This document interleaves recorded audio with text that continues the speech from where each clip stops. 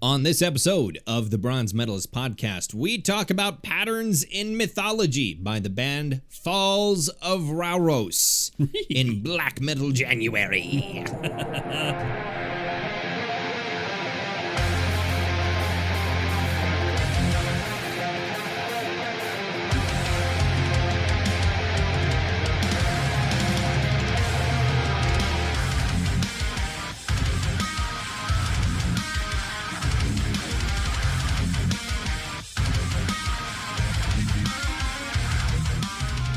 Hi, everyone. Welcome to another episode of the Bronze Metalist podcast. I'm Kale. I'm OJ. And we are both professional broadcasters. We both like metal a lot. Yeah. So we figured we should do this. Sure.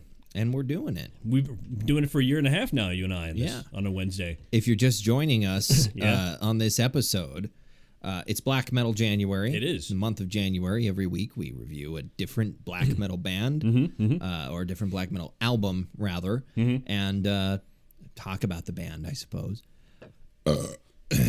There we go. This has been another Bronze Medalist podcast. Thank you for joining us. Have a good night. It could be any kind. It just has to be kind of black metal. Sure. In the same way that in general months, it just has to be kind of metal. Because we don't want to restrict ourselves too much. No. It can be metal adjacent sometimes. Yeah. So we did a little bit of first wave stuff last week, and now we're doing kind of the new wave, the newest stuff, the new wave of American black metal. You almost would want to call it. There is it's another Appalachian kind of black metal. Yeah. This has been, it's variously been called folk black metal by some. It's sort of in a similar vein to like some black gaze stuff, like your Deaf Heavens and your Alcests and whatnot. But it's also it's atmospheric black metal, which is sort of a weird thing to call it because black metal has always been very laden with atmosphere. This is a band that is very much of the type of like your Alagox or your Wolves in the Throne Rooms or most notably Panopticon, because several members of Falls of Rauros actually tour as live members of Panopticon, and Austin Lunn actually performed drums on the album preceding this one. Right, this is their third album. Yes, this is their, I think. Third full length. Yes, I think. I don't know. That sounds right. From memory, that sounds correct. But we'll talk a little bit more about the band in a bit. First, how you doing? I'm doing good. Okay, well, I think you and I have both decided the same thing about fast food in January. Yeah, we talked about it a little bit last week. Yeah. And how's it going for you? You holding up? I mean, you said you haven't eaten much today. You're not very good at preparing food for yourself. Yeah, I'm terrible at making food for myself, but I've been managing. Yeah, I haven't. I mean, I'm still on it. I did go out for lunch today, but I went to a sit-down place with a menu, and I did get a burger and fries and whatnot. Sure, which is not fast food. Yeah, and necessarily. mozzarella sticks, but it was a sit-down place. It's probably still a little bit better, but at least maybe in terms of calorie count and chemical makeup, in terms of taste. However, I had forgotten Kroll's Diner. It's sort of a North Dakota institution. It is North Dakota, Minnesota. They have a lot of great, wholesome German food. They do. However, I was like, I want to get a burger. Hunger for burger. I had a hunger for burger, and I should have gone to some place that does burgers. Sure. Like I should have gone to like Dakota Burger Company. Sure. Should have gone there and seen what that's about, because I haven't been there yet. Or maybe I should have, gone to like Ebenezer's or something like that. Great burgers at Ebbs. They have really good burgers at Ebbs. So, but no, I went there, and the burgers at Kroll's are the most incredibly bland thing in the world.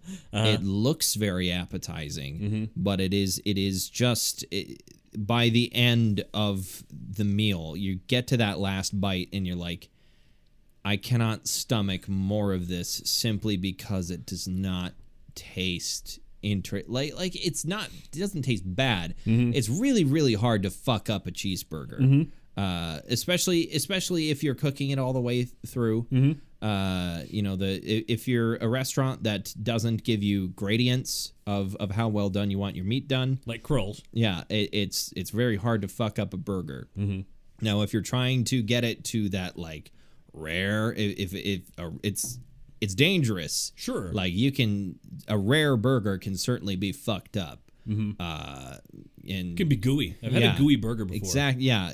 I usually go for medium or medium rare. Mm-hmm. Sometimes it depends on the place. Right. Like if you go to Ruby Tuesdays and ask for a medium rare, it's in my opinion that's just rare. Right. So you ask for a medium and then you get a medium rare. Can I get a tiger meat burger? Yeah. Like it was just this burger I had was so bland. Mm-hmm. And I got a side of mozzarella sticks with it and some fries.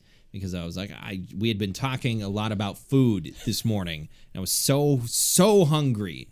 And fried mozzarella sticks are one of my ultimate comfort foods, along with like my mom's homemade mashed potatoes. Because we grow potatoes and we have a big garden. So we grow a shitload of potatoes. Nice. So we have homemade potato stuff all year. Like that's fried mozzarella sticks is one of my big comfort foods next to my mom's mashed potatoes. And I had that made me feel a little bit better about the meal itself. But I was very let down, especially since it was a big burger by the time I was very full.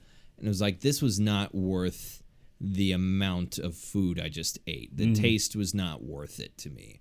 They have great like the Fleischkegel. Yeah. It's great there. Everything else on the menu, I imagine, was probably better than the burger. But that's what I went for because I really wanted a burger. But I was like, I go to Kroll's. It's a diner. People won't look at me funny if I come in here alone. Actually, if you go to the truck stop and get like the big rig, it's fan-freaking there's a slab of ham on it. The truck stop is the ultimate place to go if you don't want people to look at you funny for being alone. Right. No. Yeah. So maybe you're OTR. Maybe you're. You're on the road. Uh-huh. And nobody knows. I feel like though if they look at me, they know. Yeah, that guy's not a trucker. This guy's not a trucker. This is just some lonely nerd who came in here. Which is fine as well. Yeah, this is just some lonely nerd who came in here. Let's go over and give him a wedgie. These big nerd. These big burly truckers burlying me. Burly. These truckers are burlying me. But that's a thing I'm trying to start doing. Yeah, going to restaurants by myself. And like sit down restaurants, going to those by myself.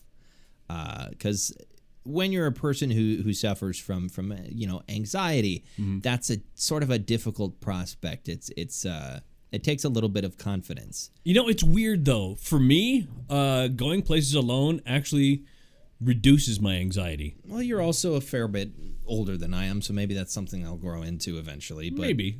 At the moment, I think it's more of a confidence thing than an anxiety thing on a certain level, because I don't want people to look at me. I don't have the confidence to feel okay about it. And then because I don't feel okay about it, when I sit down, the anxiety comes from feeling like people are looking at me and judging me. And then the anxiety comes in. I don't feel the anxiety beforehand. So yeah, it's something I've been trying to do a little bit this year is go to sit down places by yourself. If it's the weekend, you're hungry, you want a big breakfast, go to Perkins by yourself. Who gives a shit? No, nobody does. Nobody cares. Not at all. Not even one bit. They don't even care if I'm alive. In fact, they'd rather I wasn't. They look over at me and they go, "That kid should be dead." I hope he dies now. Just putting that energy into the world. Just some old boomer sitting over there. That's what happened the last time. I put headphones in because there was like a 70-year-old couple sitting, a few tables away, loudly discussing. It was the teacher salaries. They were discussing their opinions about teachers' salaries and about how they actually get paid quite a lot when you break it down. Yeah, they're overpaid. Those teachers. Those overpaid teachers. Oh boy. Them and their teacher mansions on top of the teacher mansion hill. all those rich, wildly successful teachers everyone knows. Yeah. Anyway, I watched The Mandalorian. Yeah, you over said the that. weekend. I binged all of it on Sunday night because I'm a moron. Because I thought, I'll just start this Sunday night. I'll watch a couple of episodes. Why not? And then I got done with the first episode, and I was like, how many episodes of this are there? 8 episodes. They're usually like some of them are kind of short, some of them are kind of long. They vary in length. Restricted. Yeah, they didn't really restrict themselves. Roughly 45 minutes average, regular, daytime TV length. Sure. Of an episode. So I was like, there's only 8 episodes. I'll watch all of them. And it was 12:30, and when I finally got to bed, and then Monday morning, my cat decided to wake me up at 5 a.m. and keep me up. Sure. Until I went to work. Aren't you glad you got a cat? Yeah, I mean, it's nice to have a thing to take care of that is also cute and adorable and lets me pet her every once in a while. But she's just been a real bitch to me in the last week. Yeah, she hasn't scratched me since last week, but she's been unpleasant to me. And I don't know why. I don't know what I'm doing. Why I've invoked her ire, seemingly, but whatever. I don't understand. Like, I love cats, but I don't get them. You don't get them? Nobody gets. The only person who understands them is Jackson Galaxy, the fucking My Cat from Hell guy with that crazy ass facial hair he's got. You ever seen this guy? I have not. No. He's a show on Animal Planet, I think, called My Cat from Hell, and this dude's got some like next level Tony Stark shit going on. Sure. He looks like he's one of the people from the Capitol and Hunger Games. Okay. Except, he's not colorful like that, but he's got the weird sort of facial hair thing going on. Dude's got a hell of a style, and also is super understands cats and how they be. So, good for him. I feel like I should go to my parents' house and see their puppy. Yeah. I haven't seen their puppy since Christmas, and he was already like, wow, you're so big already, and now he's probably basically an adult at this point. That's what happens with puppies. Yeah. They grow fast. They grow, especially labs, my God. They grow very fast. Although he's a British lab, and apparently they don't get quite as big as American labs do. But yeah, I want to go see him. That traditional British food they feed their dogs. Yes, it keeps them smaller. Yeah. Has less nutritional content. Right. Apparently. No. He has bad teeth. It's weird. I watched Forgotten Weapons, great YouTube channel if you like gun history. He did a few years ago a week long a series of videos where for 1 week he ate only food and dishes that you could make if you were on British World War II rationing program. Oh wow! And it like at the start of the week he showed like this is all the stuff that you could get on your ration for a grocery store trip. In the UK, and like every day him and his wife would make dishes of like the traditional stuff that people made on rationing, some of which the government came up with as like I know it seems like some of these ingredients might be kind of bland, but we're gonna like hire a really good chef and figure out how to make really good meals out of these cheap ingredients that are plentiful and easy to grow in wartime. And it was wildly successful, and apparently the British people were actually much healthier on average after the end of the war than at the beginning. Really? Rationing made the British people healthier. They ate right now. Yeah, they were eating better, and the rationing program was so successful that they actually continued limited rationing until like 1951. Really? Yeah, it was really fascinating. Well after the war. Yeah, this series was really fascinating. A lot of stuff I didn't know about the way they handled that in the UK. Well, they had a lot of rebuilding to do. Yes, there was a lot of firebombed cities in the southern part of England. So, yes, but yeah, it was really neat. What else did I do? I ordered and got some Converge vinyl. I got one of the vinyls I ordered. I ordered their 2005 album, No Heroes, and their most recent album from 2017, The Dusk in Us. So those are... Dusk in Us is still on its way, I think. It wasn't in the mailbox anyway. Unless they both came at once, I don't know. Why do you not know that? Because I haven't opened the package yet. Oh, you haven't opened the package yet? Yeah, I was watching Brooklyn Nine-Nine Oh, sure. when I got home from work. I watched Hail Satan. Yeah. How was that? Like you said, it was good, but Yeah, it was actually very good. So if you don't know the context, Hail Satan is a documentary from last year. Yeah. About the Satanic Temple in Arkansas, in Little Rock, Arkansas, right? No, that's not where. Where the hell did they? Are they?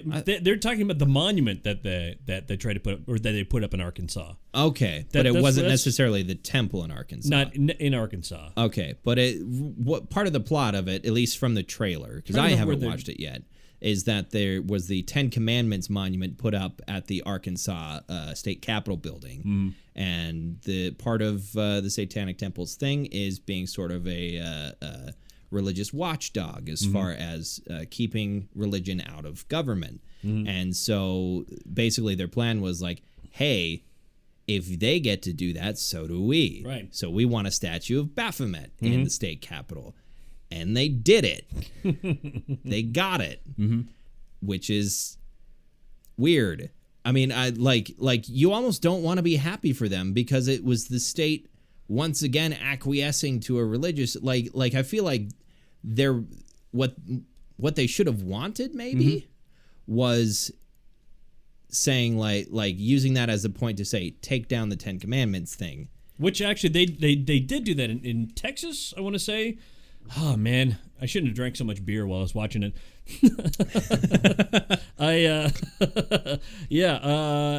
They were gonna have the Baphomet statue put up. They had a local, and then what they decided to do is, no, we're just gonna take down the Ten Commandments. Never mind, you win. Yeah, and the Satanic Temple was probably like, okay, that's what we wanted. Yeah. So yeah, that's I guess in a way they didn't really. If that was what they wanted, was the Ten Commandments thing not to be there. In a way, they didn't succeed. But it's something I've been meaning to watch for a while, just haven't gotten around to it. So, and it's more about the church. But yeah. I would love to watch that at some point. I should make some time for it. What I did make some time for is this here album we're talking about tonight. Oh man, Patterns in Mythology by Falls of Rauros. It's an album that came out in July. Third or fourth album from the band. They're Falls of Rauros, yeah. Yeah, they are a band from Portland, Maine. And they've been around since roughly, I think on the Metal Wiki it said 2005 was when they were founded. Put out some EPs and that sort of thing. They put out their first full-length album in 2009.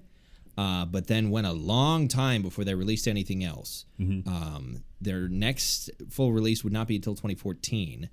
And then, I think this is number 4. Is it number 4? Because it was that first one in 2009, then 2014, 2016, 2017, 2019? Yeah. Because I looked at the list, and one list I looked at, they only had 2 albums on there. Okay. Maybe there was maybe some of those were might have been considered EPs or something like that. I'm not sure, but at any rate, they've been playing for a while. As I mentioned a little while ago, 2 of the members of the band, I believe the original 2 members of the band, because it was founded as a 2-piece, are live musicians for Panopticon.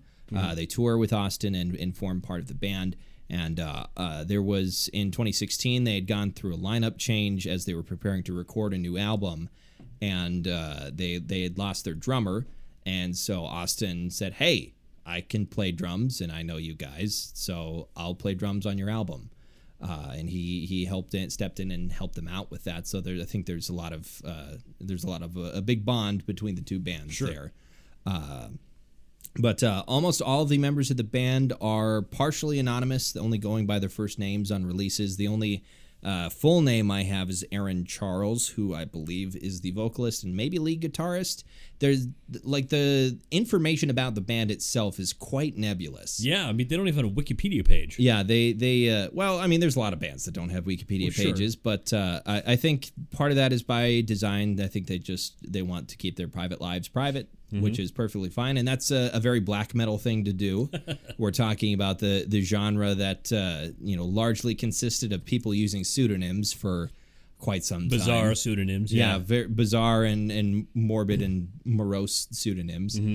Speaking of like bizarre and morbid and morose, and those are some adjectives that you would use to describe, early second wave black metal, and probably first wave black metal too. But normally when you think of black metal, you think of cold and foreboding and just entirely unwelcoming. But this is not evil, and this is so bright and warm and like uplifting, while still very much, in my opinion, being black metal, or at least very firmly rooted in black metal.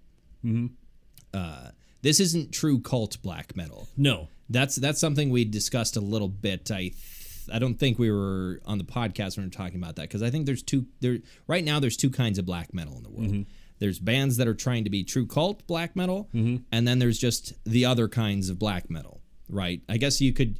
There is also the term unblack metal, but that specifically refers to like Christian black metal bands usually. Sure. But like there's true cult black metal and everything else. You really couldn't call it white metal, because that would be something else entirely. That's all. That's. I mean, there is already National Socialist black metal, so yeah. Anyway, I think unblack metal was originally called white metal, and then they're like, "Oh shit, that could be bad." Sure, and they changed it to unblack metal. Jawohl, let's change the moniker there. But yeah. So I mentioned this band is very much a part of this wave of American black metal bands that are really embracing a lot of elements that you would not find in early second wave stuff that was so heavily inspired and was trying to emulate bands like like Gorgoroth and bands like Mayhem and Dark Throne and stuff like that. Yeah. Although even Dark Throne now is doing kind of like weird. They're kind of doing their own weird thing. And I listened to a little bit of their newest album and was like, oh, this is actually kind of neat. Yeah. Doing sort of like a blackened rock and roll type like sort of, it was like first wave black metal but with screamed vocals. It's kind of what it felt like a little bit, but it was like a merging of first wave and second wave stuff. Well, where's Dark Throne from? They're not Swedish, are they? No, they're Norwegian. They are Norwegian. Yeah. They were originally a death metal band, and they were like, Right. This black metal thing seems pretty neat.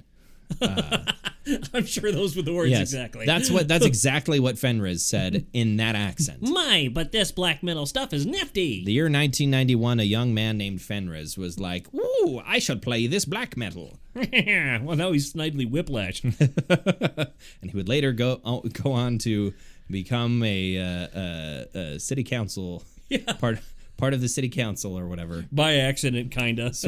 kind of by accident. But I guess we're not talking about Dark Throne. But anyway, yeah. So this is very much an album that can kind of it makes you feel things that black metal doesn't normally make you feel. Yeah, it actually put me in a very melancholy place listening to this. See, and this, it sort of has the opposite effect on me. This, like, I can see where that comes from, but this makes me feel like, because there's so many soaring riffs and guitar solos and just amazing melodies, just like flying off into the heavens. It generally makes me feel pretty good. Although there's definitely a lot of sort of melancholy types things in there. I think that's what does it, though. I think it's if they had just done like a lot of bands, it's darkness from open to close, and therefore by the time it's done, I'm fucking numb to that now. Yeah. I don't. But when it has the kind of melodies, there's a lot of that tremolo picking, and then when you have these just moments of lushness, this is where it's like, oh, wow, okay, thanks. You're just kind of overwhelmed. Yeah. This is a very lush, sort of just rich album. It feels so. I kind of struggle for the words for it, because it's like it makes me feel the way I think power metal is supposed to make me feel. Okay. Where I'm imagining fantastical situations. Sure. Where like power metal often makes me feel a little silly. This makes me I don't feel as embarrassed to be listening to it and thinking about those things. Maybe it's because I draw such a direct comparison with Lord of the Rings to this, because it's Falls of Rauros. Yeah, their name comes from the waterfall in Lord of the Rings that they send Boromir's body over. Right. In the boat. With the big statues and the big statues and everything. Yeah. And it I recently rewatched the extended edition Blu-rays. And like Lord of the Rings means so much to me. I think at this point those are probably my favorite movies. I like them more than Star Wars, to be honest. Wow. I like them more than any Star Wars movie. I don't know that I've ever actually I've attempted to, but I don't think I've ever actually sat through the extended versions. Oh, you gotta. Of the movies. I don't know if you have to. I have to at this point. Sure. But I think the theatrical versions are just fine. If anything, I think... What do you get out of it by watching the extended? About half of the scenes that are added in the extended edition, about half of them are really good and I feel like should have been in the theatrical version. Not in lieu of anything else, just added on to the already extremely long theatrical versions. So you got to imagine the producers on the film were like, guys, we gotta chop this down. Seriously. I think when they were filming, they had enough of a plan to know what scenes were going to be in the extended edition and what scenes were not, because they all chop out very cleanly. So I think they knew what was and was not staying in when they were making the films. That's what it feels like? Yeah. And I know because they did like 3 years of pre-production. So they were very meticulous in their planning of the filming. We're really going on a tangent about Lord of the Rings. But, well, I mean, it's Falls of Rauros. Yeah. It led us in that direction. It's related. But yeah, they planned very meticulously. And so you don't miss them.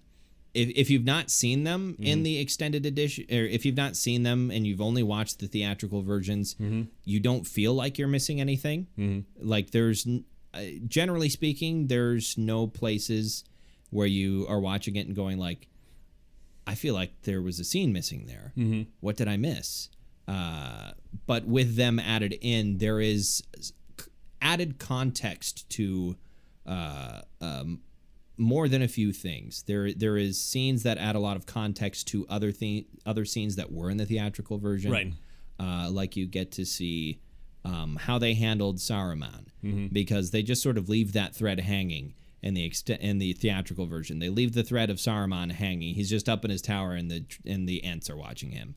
In the extended edition, because they weren't going to do the Scouring of the Shire, and they don't. Saruman gets stabbed in the back by Wormtongue at Orthanc, and then falls off of the tower with the Palantir in hand and drops it into the water, and that's why it's down in the water, and Pippin goes and picks it up. Like it just adds some context to certain things. See, in the version I watched, Mordor is right outside the Shire. So yeah, it was just a nice short walk. Yeah, they sort of just limp-wristedly chuck it. Yeah, they just chucked it over the mountains. Yeah. It's fine. But like one of the other, I think, crucial scenes is there is a flashback with Faramir flashing back to the day he and Boromir retook Osgiliath. And that adds a lot of... It sets up the characterization for Denethor in the next movie, and it provides a lot of context for Faramir and Boromir's relationship to each other and their relationship with their father. And it provides a lot of context for for all three of their characters. And it's a short scene, and I think it's kind of criminal that it wasn't in the theatrical versions. That's the most egregious thing that they left out from the extended edition that's not in the theatrical version. of course, the most egregious thing that was left out in total is my main man, Tom Bombadil. But I can't get into that. I could talk for hours about Tom Bombadil, B. yeah. Tommy B's my man, okay? But anyway. So yeah, I think it's worthwhile if you like the Lord of the Rings, if you're a big fan of the Lord of the Rings. I think it's definitely worth your time. Just you can watch them in 2-hour increments, to be honest, because the Blu-ray comes as, I mean, it's like 12 discs, 6 for the movies, and I think there's like another 6 for the all the extra material. Like the making of. But yeah, each movie is 2 discs. Each movie is 2 Blu-ray discs, and they're chopped very nicely in half.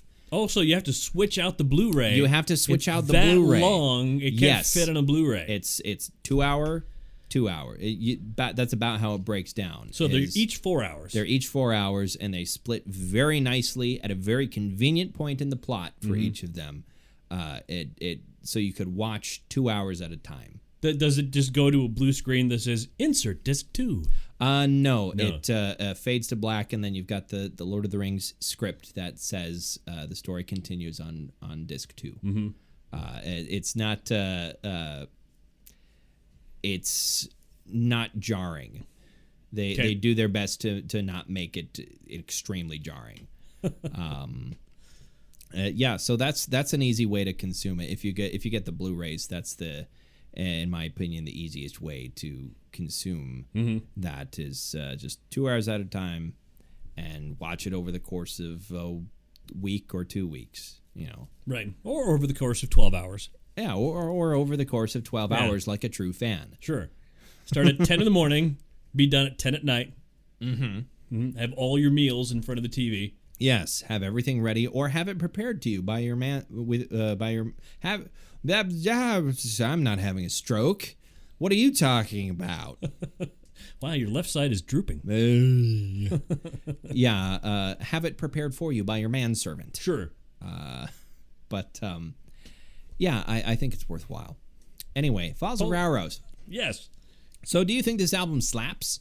Yes, this album slaps. Yeah, I'd say in total it slaps. Not every second of it slaps. No, there's a lot of, it's very dynamic. And we lasted how long? Let's see, what time is it? It is, Yeah, we lasted... 40 minutes. Yeah, okay. It is that. Mm-hmm. To not use our buzzword a second time. There is a lot of... not a lot, but there's not as much as Panopticon. They don't break into acoustic instruments. No, yeah. That's Panopticon's thing, sort of, is time for a banjo break. You got all bluegrassy on us there. Yeah. There's acoustic guitar and that sort of thing, just to provide a short lull, give you a nice breather, lets you get introspective and think about things, and then continuing with brutality. Right, and and it's not one of those things where you're going to get all the lyrics with this. Now, you say you looked up the lyrics. Yeah, I looked up the lyrics. This is definitely the kind where the sort of vocalist where once you have read the lyrics and are familiar with them, they start to become a lot more discernible. Sure.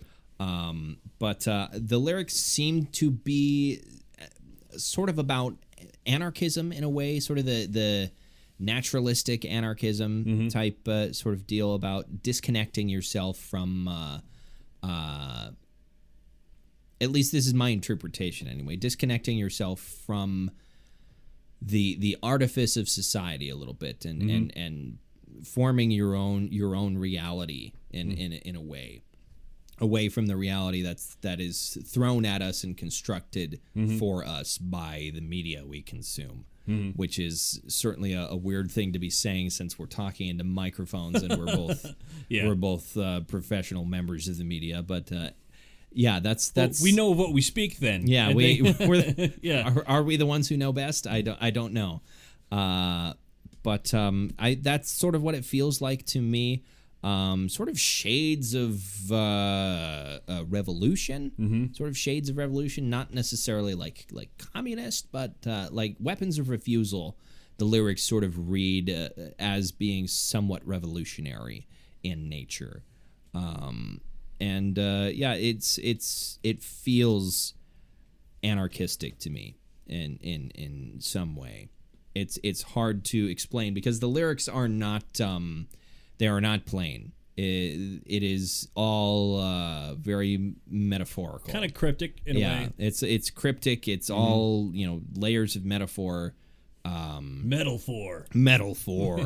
That's got to be a band already, right? But yeah, it is a little cryptic, a little inscrutable, and there is a lot of value to that, I think, because it allows you to construct your own opinion about it, which I think is something that I need to do more. Because there are some artists that I really like that when I'm like, I don't understand what's going on here, I'm going to look it up and try to figure out what I should be feeling. It's like, no, just go with it. Figure out what it means to you, and don't worry about what it means to anyone else. Like Jane Doe was meant to be consumed that way. Like Jake already has completely inscrutable vocals. You cannot understand a fucking thing that Jake says on the whole album.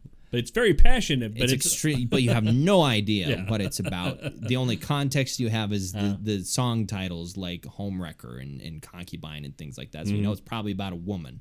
That's about the only context that you have for what's happening on the album. And you're meant to come up with your own interpretation, and what it means to you is up to you. And that is something that I think is undervalued at points. And maybe it's the sort of thing, like, I have difficulty with that because one of my favorite bands, I've discussed this many times, my favorite band is the Wonder Years, and there's not a lot of mystery to the lyrics on the Wonder Years. It's not shrouded at all. It's not shrouded. It's very clever, very well written, but it's not. They're not trying to disguise their meaning because a lot of it is stuff that's very personal to Dan, and the things that happen to Dan are things that happen to normal people. So it's, he doesn't need to cloak it behind, 4 layers of metaphor. It's just like, this is what's going on, and these are the lyrics I came up with, and he just happens to be good at doing that. Right. Yeah, my grandfather died. Let me tell you about it. Yeah. That's all it needs to be, and I really love that. And it's easy to connect with, and I connect with it a lot. But there's also a lot of value, and I want to appreciate albums like this more. And Panopticon is very much the same way. Sort of inscrutable lyrics, there's nature and stuff like that. And certain ones, like his more political albums, like I think later this month we'll probably talk about Kentucky. That one has a political message to it, not hard to interpret. How many weeks do we have left in? We're almost done with January. No, we aren't. We're in the middle of it. I guess we got 2 more weeks. It's January. I can't see the date. It's only the 8th, right? Yeah, it's almost over. All right. Okay. I see what you're doing, but yeah, it's only January 8th. We got plenty more time. Yes. When we're recording this, it's January 8th. We've got plenty of time. Yeah. So we think. Yeah, so we think. Yeah. So I managed to find 5 reviews. Found a score of 82%, wow, which is pretty good. That's very good. Sputnik Music gave it a 5 out of 5. Wow. Yeah. Really? There were a couple others that were 70s. There was a couple that was an A-, so I wrote it down as a 90. That sort of thing. So yeah, well reviewed. And I think there was a fair amount of talk about people saying this is their best work yet. I love it when that happens. Yes, I like it when a band continues to improve, or at the very least they don't. You kind of, it's okay when a band plateaus, but you would wish they would keep on going. Like I feel like Cannibal Corpse has been plateauing for about 15 years. maybe only longer. 15 years. Really? Okay, sorry. They've been plateauing since about when Corpse Grinder joined, I think. Sometime in the mid 1990s. But but the thing is, it's all very good. That's the thing. I mean, they're like AC/DC. I mean, they found a thing that they do really well, and they just keep doing that thing. And if they did anything else, it would be terrible. Yeah. So fuck that. Just do that. Yeah, just keep, like... Didn't AC/DC themselves say they've been making the same album for 40 years? Well, that was a great interview with Angus Young that I heard many years ago. Somebody said, I think it was the one Thunderstruck was on. I'm not sure. It's 1991. But he said, do you realize that this is the 11th album you've made? 11 albums that all sound alike. And Angus was pissed because it's 13. How dare you? It's 13 albums that all sound alike. Count them all, motherfucker. I like that's. I appreciate that. Yeah, that's good stuff. So, what's your favorite song on this here record? I like the final track. The final track, it's 8 minutes and some odd seconds long, and it's just so beautiful. I really love all of these tracks. If I had to pick one, though, if I have to pick one, I think I have to say "Weapons of Refusal." Also very beautiful. Weapons of Refusal is so good, and the ending is so epic that to me it felt like that is what should have been the closing track. But I appreciate the more subdued and more melancholy end of what is the last song's called again? I don't have a whole lot of song names in my brain here, and the last track is called. What are you doing? Why are you doing with the thing you're doing? What is the last track called? I don't know. That's why I'm asking you. Son of a bitch. And now I can't see. I can't see anymore. Did you bring your reading glasses? I did not. Memory at Night. Memory at Night. That's So Memory of Night kind of has a subdued sort of melancholy ending to it, which I think is fine. It's great. I think that works very well. It's just like the just epic and bombastic ending that Weapons of Refusal has. It That's reaches the second track, such an emotional crescendo because it's the first full track, because the first track is just sort of an intro for Weapons of Refusal.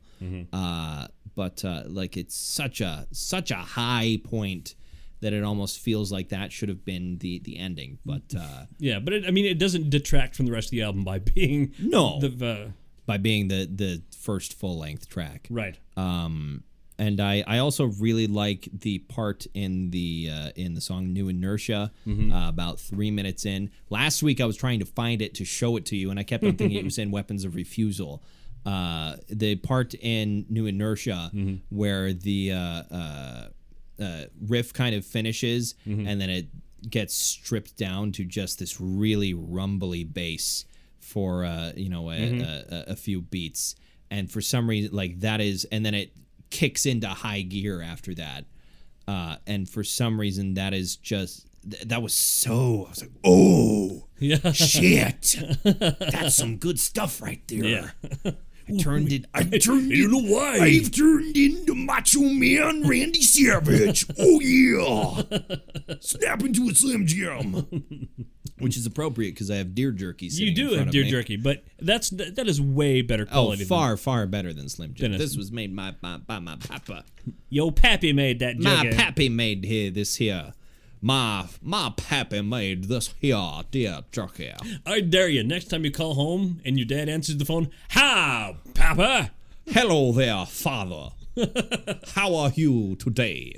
And he would instantly know it was me. Well, of course. Hi, Kale. Just hey. Just under his breath, just like, God damn it, you're almost 24 years old. I wish you would just start doing drugs.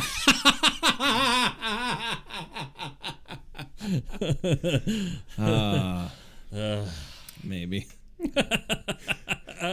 So, what, like Maz Kanata to Chewbacca, what medal are you bestowing upon this? I'm going to give this one a gold medal. It anything that affects me to where I have to just stop in the middle of it and text somebody how I'm feeling. It's got to be a damn fun fucking album. You texted me last night, and you're like, dude, this is making me feel things. And that's sort of like that sentiment is the exact sort of thing that appeals to me about a lot of the music that I like. Right. It's why I like Panopticon, and it's why I am also giving this one a gold. This is music that makes me feel emotions, because at my core, I am an emo kid that decided he liked, extreme metal. Yep. Instead of like proper emo music. With the exception of the Wonder Years, basically. That's like the only one that I stuck with, and everything else just turned into extreme metal. Yeah, you'd be surprised. There's a lot of stuff that's not metal that I stuck with. Oh yeah, but like Duran Duran, yeah. Well, ZZ Top, I'll listen to that every now and then. And I guess I listen to a lot of post rock and shit like that, but that's also in the vein of like, this is music that makes me feel stuff. Right. But yeah, I mean, yeah, because there are a lot of bands that are basically crackers for me. Just a nice little, just a palate cleanser, just a crunchy little palate cleanser. Got a little bit of salt, and it prepares you for the next thing you're doing. I listened to like 3 metal albums. I need to listen to Janet Jackson now. There we go. Yeah, I need to put in Control and. Did you know that Janet Jackson is, I think on Wikipedia, she is credited with increasing the popularity of nipple piercings amongst women? That apparently statistics show there was a marked increase in after the number Super Bowl. After the Super Bowl, there was a marked increase in the number of women who got nipple piercings. And apparently, throughout the history, last 100 years, nipple piercings were actually, for most of that, more common on men. Sure. For whatever reason. Well, because, I mean, you're a dude, you can show your nipples all you want. I suppose, you're out there, you're working hard. Look at my jewelry, my nipple piercing. But you're a woman out working hard, you can't see the nipple piercing. Unless you're not wearing a bra. But anyway, this is getting weird. That's the one Janet Jackson tidbit I know. So you mispronounced tit. Titbit. Sorry, titbit. Yeah. This has been Titbits. That's going to be most disturbing breakfast cereal ever. We need to pitch ourselves to some radio station somewhere in the country as the new like shock jock duo. Yeah, Titbits. It's Titbits with OJ and the Boner. Oh, well, you just gave yourself a new nickname. Yeah, no, I've had, people have called me that. Really? Yeah. The Boner? Think of my last name. Oh, yeah. Okay, yeah. Yeah. I didn't think about that, yeah. Yeah, I've been called that.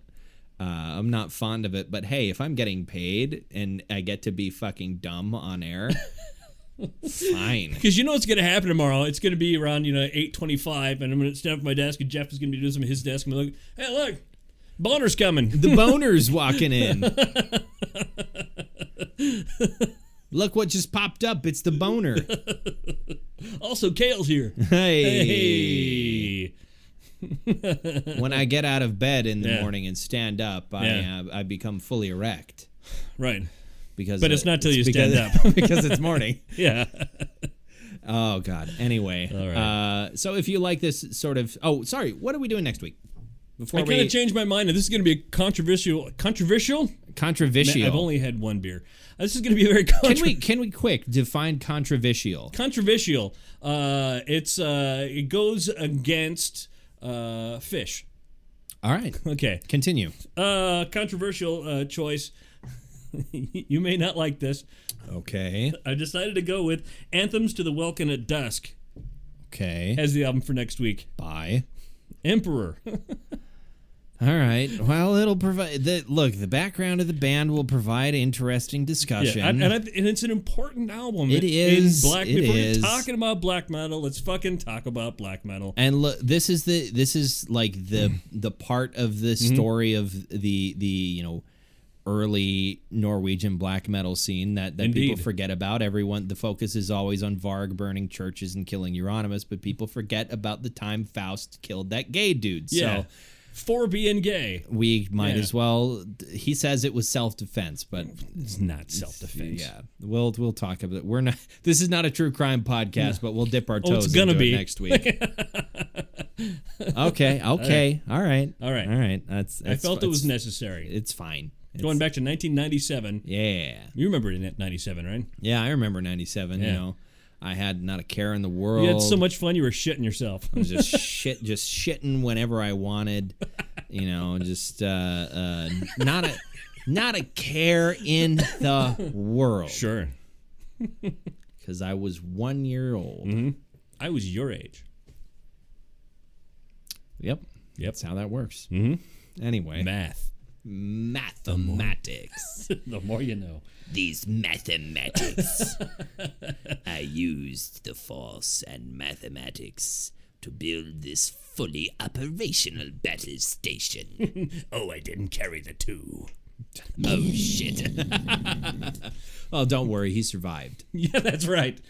Anyway, if you like this sort of thing, if you like listening to us talk, and if you love how wildly the episode quality can vary week to week, like a pendulum swinging, then check out our social media pages. We're on Twitter. We're on next Facebook. week is gonna be great. I'm sure.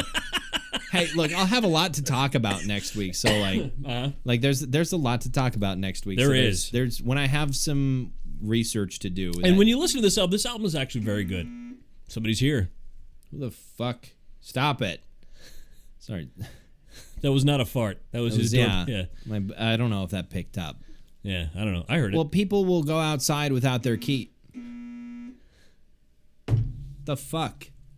All right. Go check it out.